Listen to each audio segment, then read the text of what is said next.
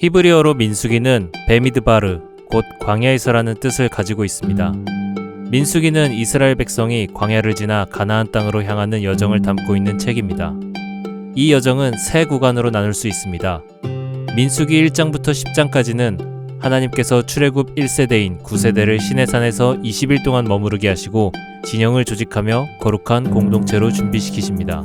민수기 11장부터 25장까지는 이스라엘의 전환기를 다룹니다. 가데스바네아 광야에서 38년 3개월 10일 동안 출애굽 1세대는 끊임없이 원망하고 불순종하며 결국 약속의 땅에 들어가지 못하게 됩니다. 민수기 26장부터 36장까지 출애굽 2세대인 신세대가 모압 평지에서 5개월 동안 머물며 준비됩니다. 하나님은 그들과 다시 언약을 맺으시고 가나안을 향한 믿음의 여정을 시작하십니다. 지도를 통해 한번 살펴볼까요? 출애굽기에서는 모세가 이스라엘 백성들과 함께 애굽의 고센 땅에서 탈출하여 시내산에 이르게 됩니다. 바로 이 시내산에서 하나님의 율법을 받고 언약을 맺고 공동체로 조직됩니다. 하나님께서 약속하신 젖과 꿀이 흐르는 가나안 땅은 이곳입니다.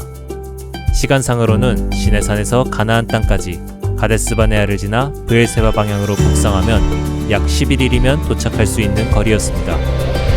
그러나 정탐꾼 사건 이후 불신과 반역으로 인해 이스라엘 백성은 가데스바네아에서 가나안 입성을 거부당하고 무려 38년 동안 광야를 방황하게 됩니다. 그 결과 남쪽에서 바로 들어가는 길은 막히고 에돔과 모압, 암몬과 아모리 지역을 우회하며 결국 요단강 동쪽의 모압 평지, 곧 여리고 맞은편에 진을 치게 됩니다. 여기까지가 민수기 전체의 내용입니다. 민수기 1장 2장에서는 이들이 진을 정비하고 하나님의 인도하심 아래 이동할 준비를 갖추는 장면이 나옵니다. 하나님께서는 그분의 임재를 상징하는 언약궤를 중심으로 질서 있게 진영을 세우십니다. 가운데에는 레위 지파가 언약궤를 맡아 진을 치고 그 주변으로 각 지파들이 동서남북 사방에 배치됩니다. 동쪽에는 유다 지파를 중심으로 이사갈, 스불론 지파가 함께 진을 칩니다. 서쪽에는 에브라임 지파, 그리고 므낫세, 베냐민 지파가 배치됩니다. 남쪽에는 르우벤 지파, 그리고 시므온, 갓 지파가 위치합니다. 북쪽에는 단 지파를 중심으로 아셀, 납달리 지파가 진을 칩니다.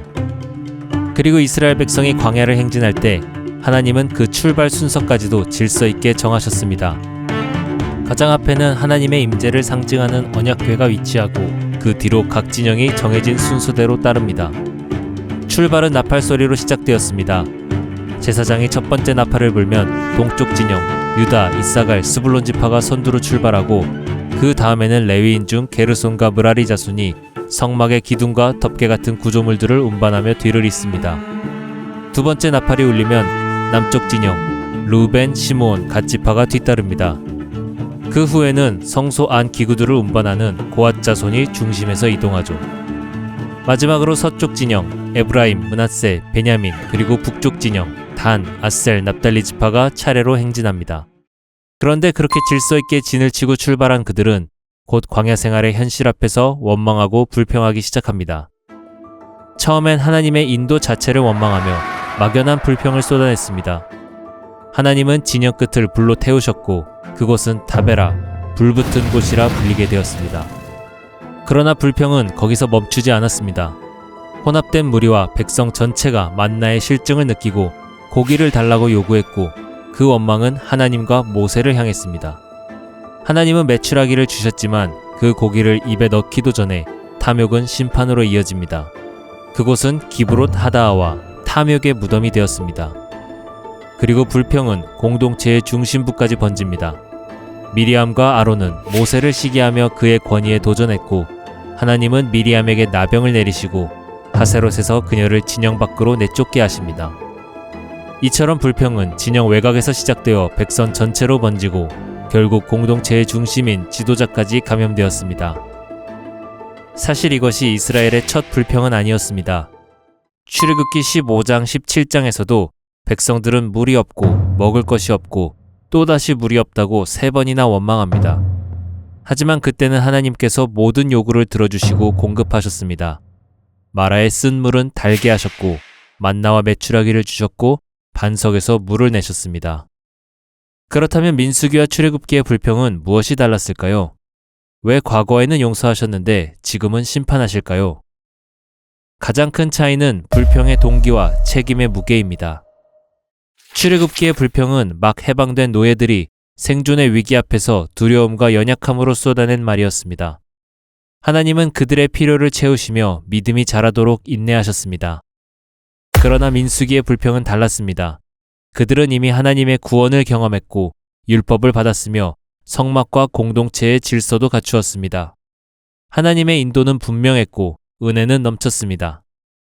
그런데도 그들은 하나님의 뜻보다 자신의 욕망과 비교, 시기, 교만에 더 마음을 빼앗겼습니다. 불평의 본질이 달라졌습니다. 더는 생존의 불안이 아니라 은혜를 받았음에도 돌아서 버리는 마음이었습니다. 하나님은 그들을 더 이상 초신자로 다루지 않으셨습니다. 은혜를 받은 만큼 성숙한 공동체에는 그에 걸맞는 책임과 기준이 따르기 때문입니다. 오늘 우리는 어느 자리에 있습니까? 막 하나님을 알게 되어 아직은 연약한 자리에 있습니까? 아니면 이미 은혜를 받은 자로서 하나님의 뜻을 따라 걸어가야 할 책임이 있는 자리입니까? 하나님은 지금도 우리를 광야에서 인도하시며 우리가 믿음으로 반응하고 약속의 땅을 향해 정결하고 성숙한 공동체로 준비되기를 바라십니다.